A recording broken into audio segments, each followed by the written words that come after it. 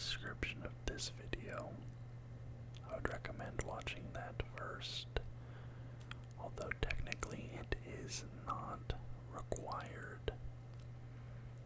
I did think that this video would only require 2 parts, but about midway through the making of this presentation, I realized that no, there's going to have to be a 3rd part to this presentation on the history of Alexander the Great.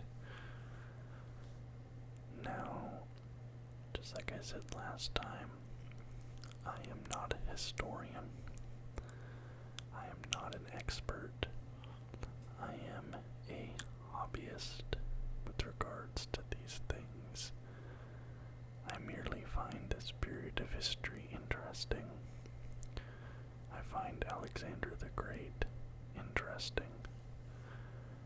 The purpose of this video is for relaxation, so please do not try and use this information on any school papers. And if there are any inaccuracies with this, please let me know. Again, not an expert. So after where we were last time, the death of Philip, the formation of the Hellenic League with Alexander, he crushed some revolts. And now we have the crossing of the Hellespont, taking on the project his father had planned in 334 BCE. Alexander raised an army of approximately 48,100 infantrymen, 6,100 cavalry, and 120 ships, which were crewed by 38,000 seamen. So an absolutely massive force, military force. He took his army across the Hellespont, which is the modern-day Dardanelles, or the Strait of Gallipoli, as some people know it, which connects Asia and Europe. And it is said, entails that Alexander threw his spear down into the Asian soil and proclaimed that Asia was a gift from the gods that was for his taking.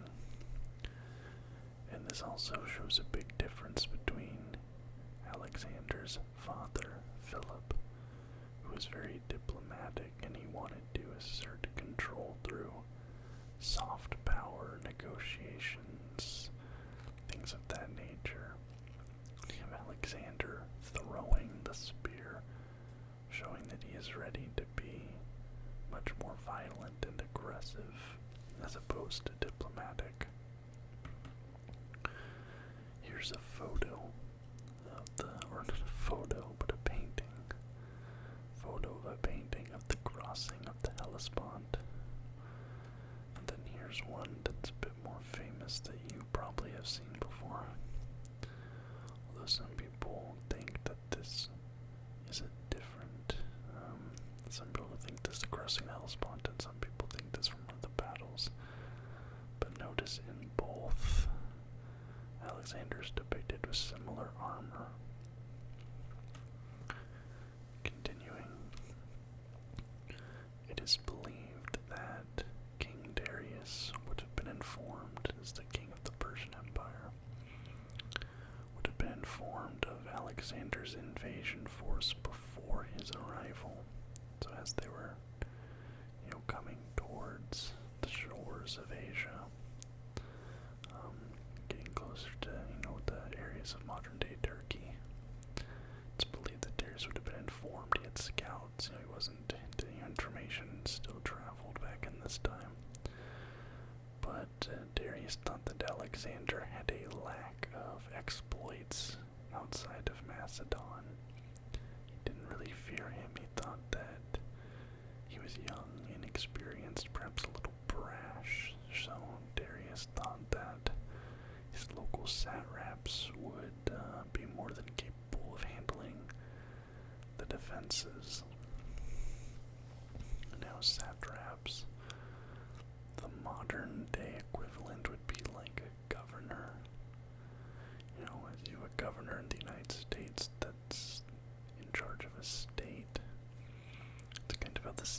satraps were in charge of a region, like a governor. And Darius left the fortifications to them. Being informed of his crossing, the satraps held a council to determine a course of action. One of the satraps, Memnon, suggested that open battle should be avoided due to the superiority of the Macedonian infantry. We talked about the spears they used. Very, very devastating. Memnon instead advocated for a scorched earth approach, but the other satraps rejected this. They thought that Memnon might have been using this opportunity to prolong a battle, to jockey for power, to try and gain favor with Darius. So there was there was a little bit of politicking going on. This wasn't just about defense. They were trying to garner favor, get some upwards mobility here politically, which will ultimately be their undoing. We come now to the Battle of the Granicus. And this is the first of the three major battles between Alexander and the Persian Empire. It took place at what is now the Bika River in northwest Turkey. And there are three different historian accounts of this battle. Historians, contemporary accounts. Diodorus Siculus is an ancient Greek historian. His account varies wildly from the other two accounts. So, even though there are three contemporary accounts, his is very commonly dismissed and thrown out by historians. Continuing with the Battle of the Granicus, I'm going to be using the account of the Greek historian Arrian. Arrian states that there was a moment of silence as the two armies observed one another. Alexander commanded that Amyntas attack the Persian left flank, and that the companion cavalry led by Ptolemy, and I put in parentheses, not that Ptolemy, not the one you've heard of, attack the front, closely followed by the Paeonian cavalry. Arrian's account states that Alexander charged at the same time as these armies. He's saying like all the armies moved in battle. Alexander was right there with them, but the contents of his text will contradict this assertment. Later paragraphs by Arrian will mention Alexander attacking once the Persians had already been pushed back by the initial charge. And historians think that Arrian was sort of lying here and bending the truth in order to make Alexander seem maybe a little bit more glorious or heroic than he was. Continuing on, the highly outnumbered Persians responded with volleys of javelins, using their high ground to their advantage. Because of course the Macedonians had to cross a river to get to them. They were kind of up on the bank of the other side of the river. The Macedonians, using a tactic Alexander is now famous for, feigned a retreat, which prompted the Persians to charge forward in an attempt to rout them. Alexander, waiting with the remainder of the companion cavalry, charged into the left flank of the advancing Persians who had now broken rank. So basically, I think he did this. I think I mentioned this in part 1. He did it in one of those other battles. He'll send a unit forward the minute they meet arms with the defenders. They'll retreat. And them retreating prompts the defenders to now push forward. position that their commander wanted them to be in. So they're, out of position now. This is, considered what's called breaking rank.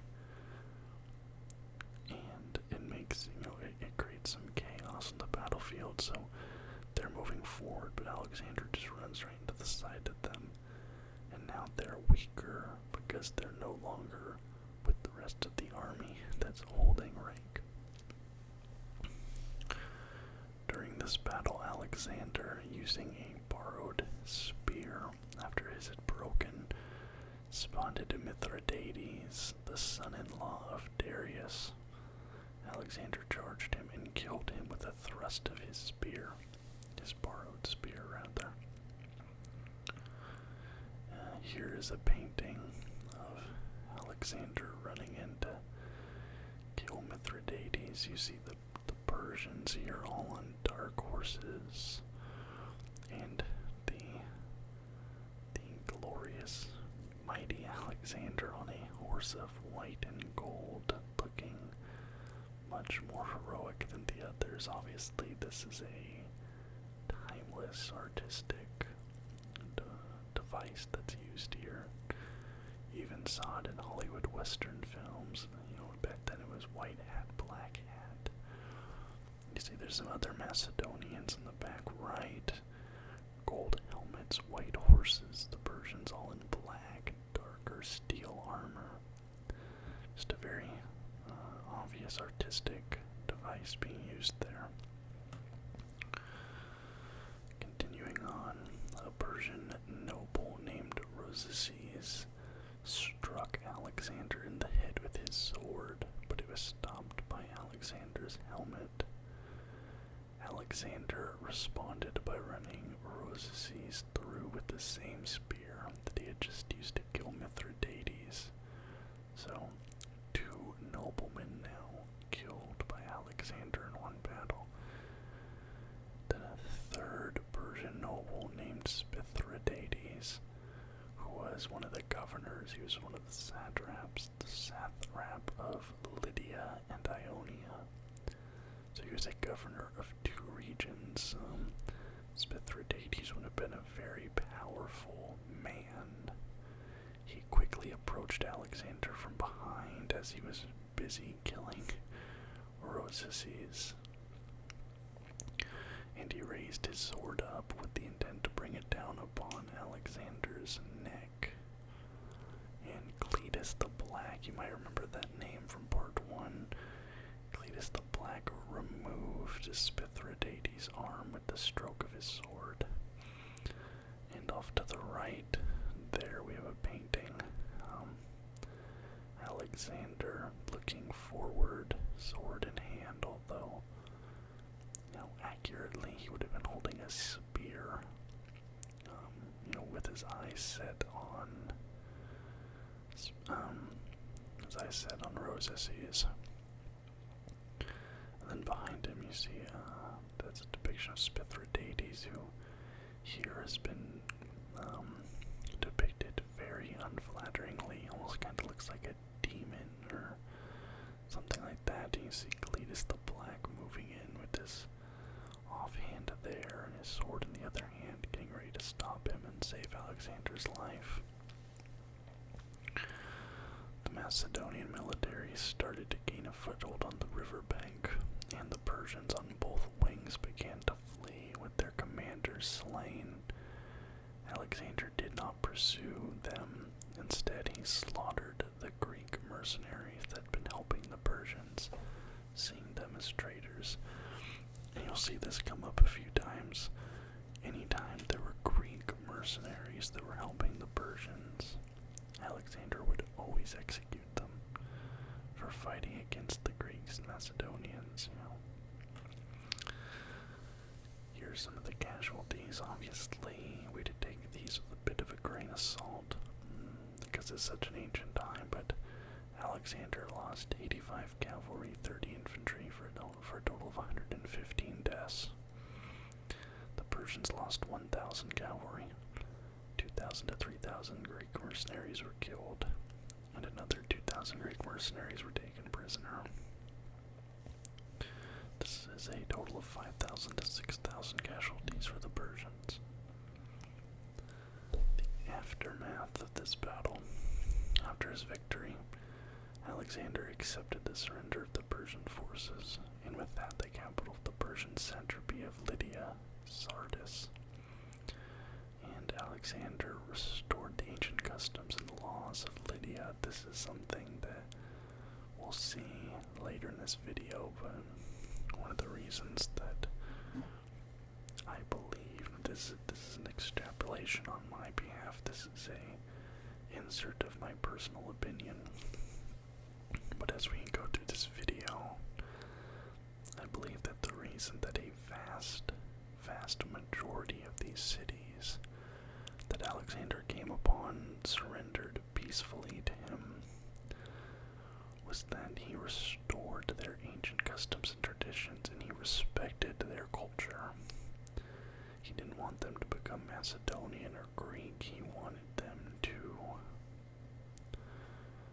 just, be under his control, but they didn't. The Persian Empire, meanwhile, was forcing them to live under Persian law, Persian customs.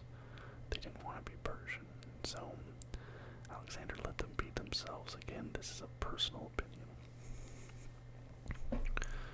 Alexander proceeded along the Ionian coast, granting autonomy and instilling democracy as he went. All cities except for Miletus and Halicarnassus surrendered peacefully, again granting autonomy. That feels huge, especially for this time period.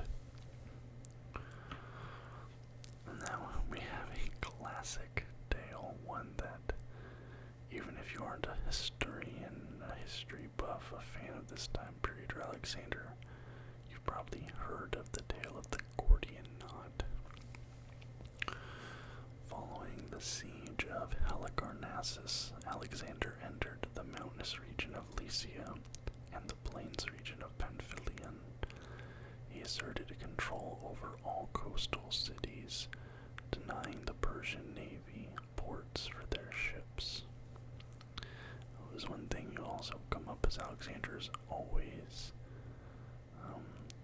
his priority is always going down the coast, securing the coastal and port cities, because he knows how powerful ships can be at this time. With no more ports to conquer, Alexander moved inland. In one of the few cases of his failure, Alexander surrounded, but was unable to conquer, the Pisidian city of Termessos. Being at an altitude of more than 1,000 meters and nestled on top of a natural plateau, its geography allowed even a small regiment to repel a large invading force. Not wanting to risk mass casualties, Alexander left. He just didn't even try. He's like, whatever, you guys are chilling. Continuing on with the Gordian knot. Gordium was the capital of the Phrygian satrapy. In the city of Gordium, there was an extremely complex knot which tied an ox cart. It was foretold by an oracle that whosoever could undo the knot would be destined to rule all of Asia. The people of Gordium challenged Alexander to undo the knot to prove himself to them. In the most popular account of the event, and this is the one that you all have probably heard of, Alexander drew his sword and sliced through the knot with a single stroke. The less popular but more historically accepted account is that Alexander pulled the linchpin from the yoke of the cart, releasing the knot. Regardless, most historians accept that Alexander did undo the Gordian knot, so this is saying that instead of trying to untie it, he just pulled out the pin and it fell to the ground. And instead of cutting it as well. This is the one that most likely is true, because if you think about it, a sword is going to have multiple layers of thick rope. Maybe a hempen rope or something at this time, but it would probably be a very thick rope. Now even the sharpest sword is going to have trouble slicing through that. Especially if you look at the swords the Greeks were using, I believe that their swords were more designed for stabbing than slicing, if I'm not mistaken. So this is probably the more accurate description, but me personally, just because I think it's so much more epic and exciting, I like to believe that he cut the knot. But regardless of how he did it, Alexander would later go on to conquer Asia, as far as the Indus and Oxus rivers, which fulfills the prophecy of the oracle. Here is an artistic depiction of Alexander cutting the Gordian knot, as a bunch of onlookers are enraptured with his performance. Crossing the Taurus.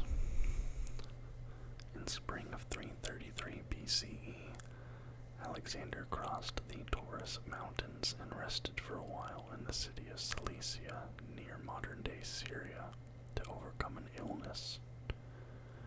Feeling better and hearing reports that a massive Persian army had amassed into the Syrian city of Sochoi, Alexander marched towards Syria through the pass of Jonah.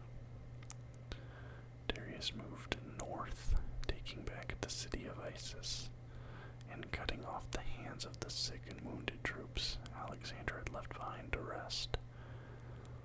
He had now put his army behind Alexander and effectively cut off his supply lines. Moving to the river Benares, Darius spotted Alexander and his army marching north. This is now a very perilous time. This right here really is coming up to an inflection point where,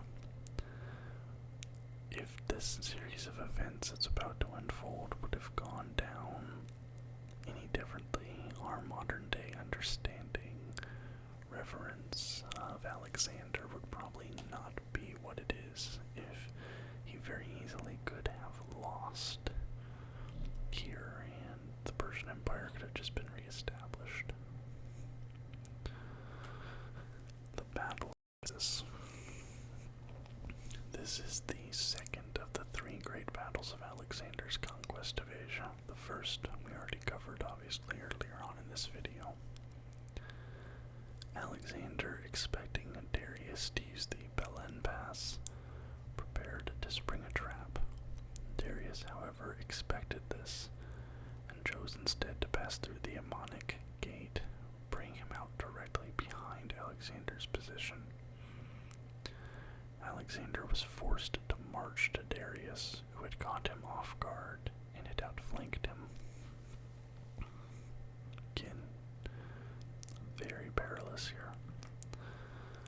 Continuing on, unlike the Battle of the Granicus, Alexander's army was vastly outnumbered.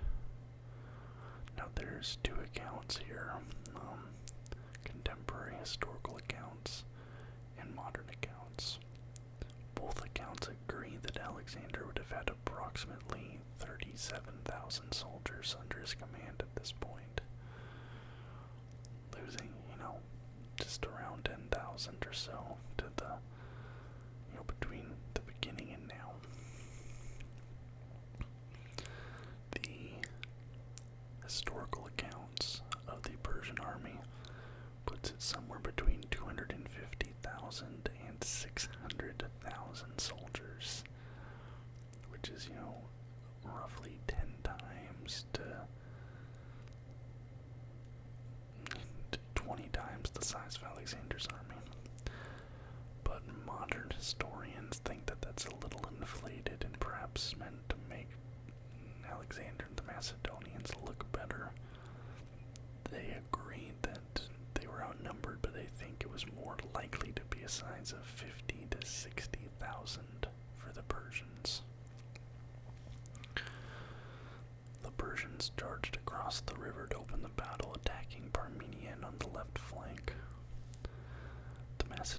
Persians suffered heavy casualties at the start of the battle.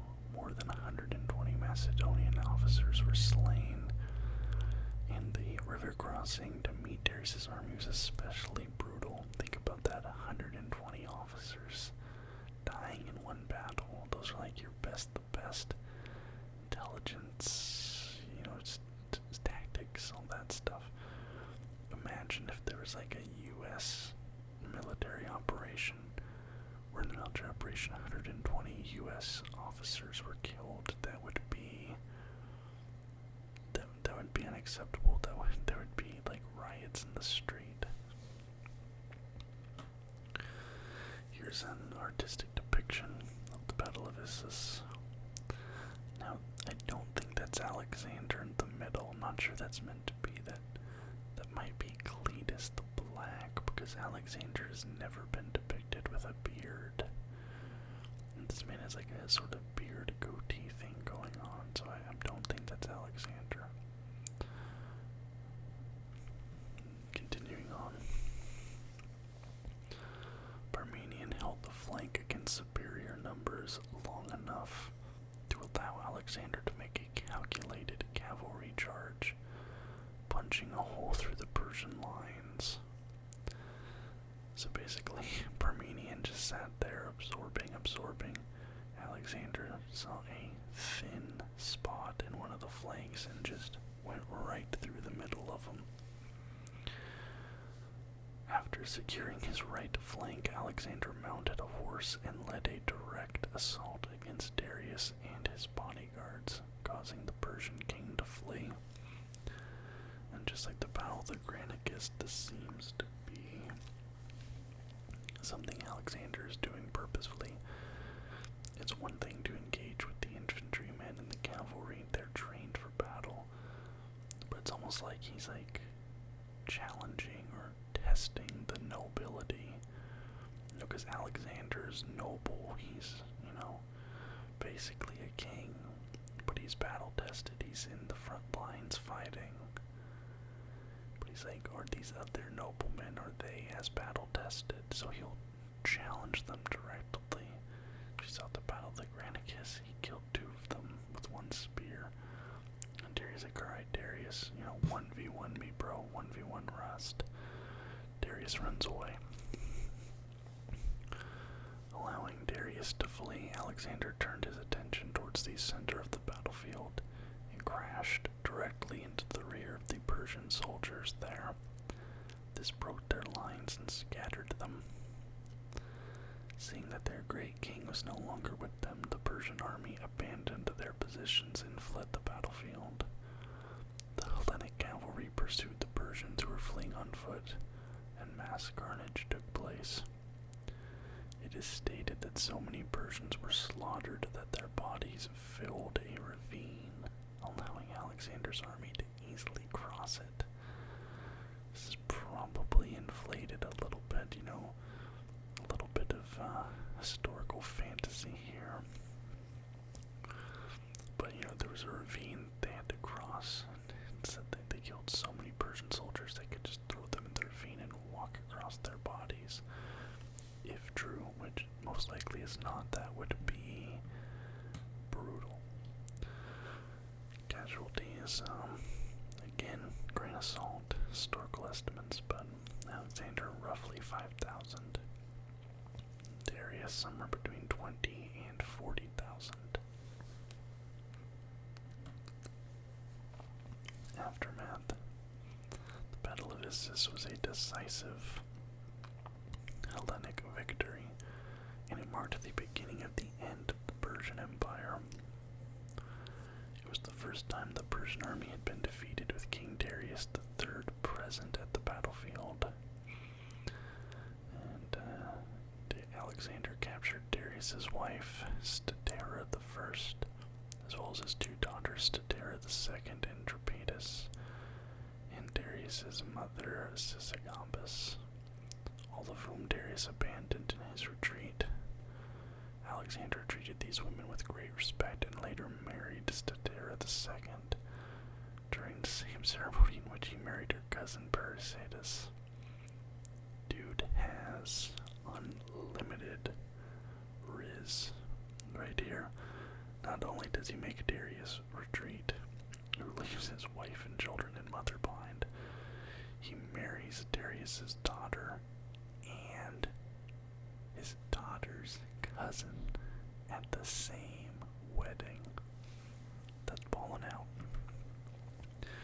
Here's a painting depicting Alexander with Darius's,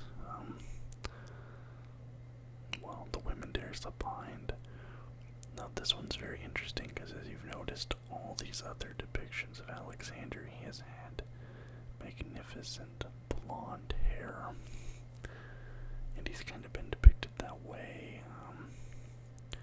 I personally, this is my personal opinion, I think he was depicted that way to make him look more godly.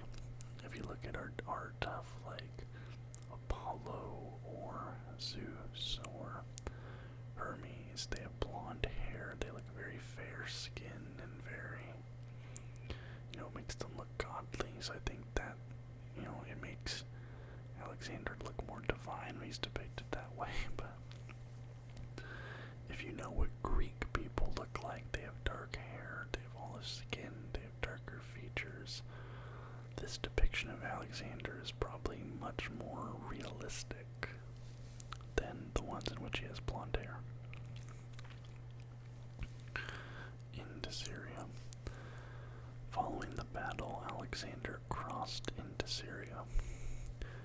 Darius III offered a peace treaty, saying that Alexander could retain control of the lands he had already conquered, as well as take a bounty of 10,000 talents, which was a unit of measure during the time. The modern-day equivalent would be roughly 570,000 pounds, or 260,000 kilograms of pure silver. Now I'm going to do some quick math. So in modern day equivalent, currently the price of a kilogram of silver is $748. Okay, 748 US dollars times 260,000 kilograms.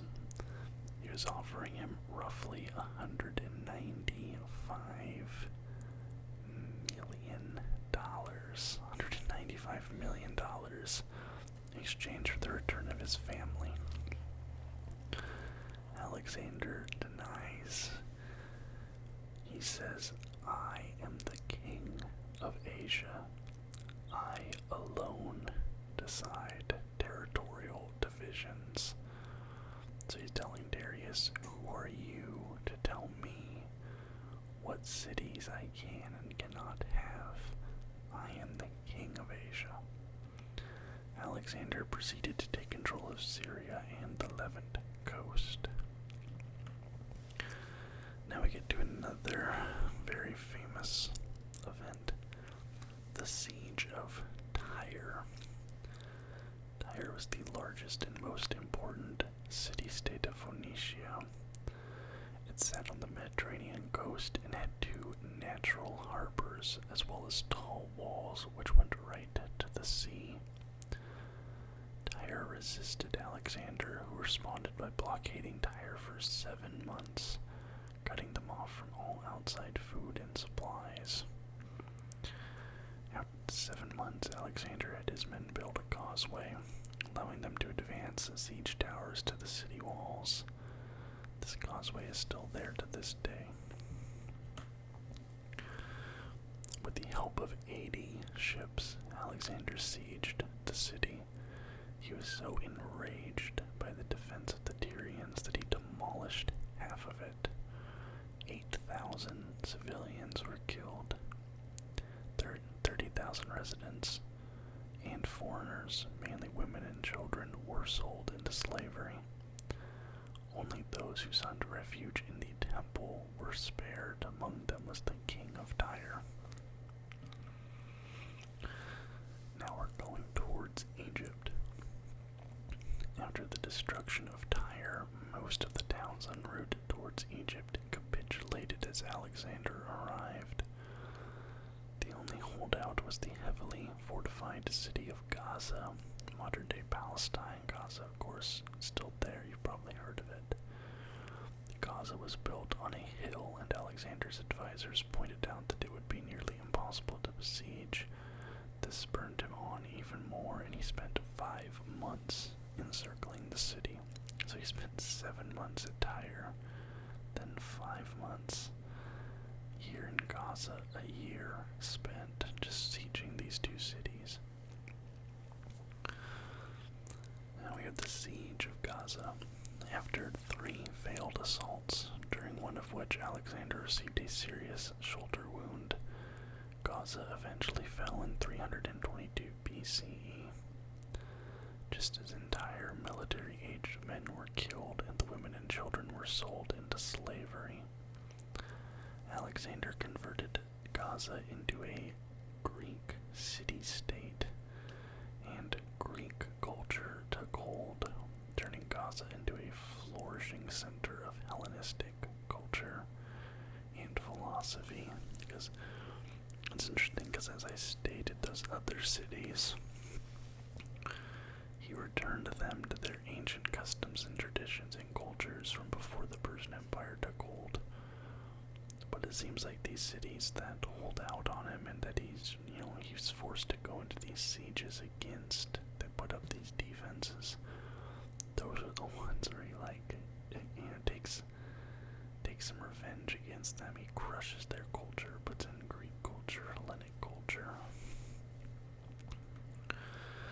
Now we have Alexander's reception in Egypt. Alexander was welcomed as a liberator by the Egyptians who disliked the Persian rule they had been living under.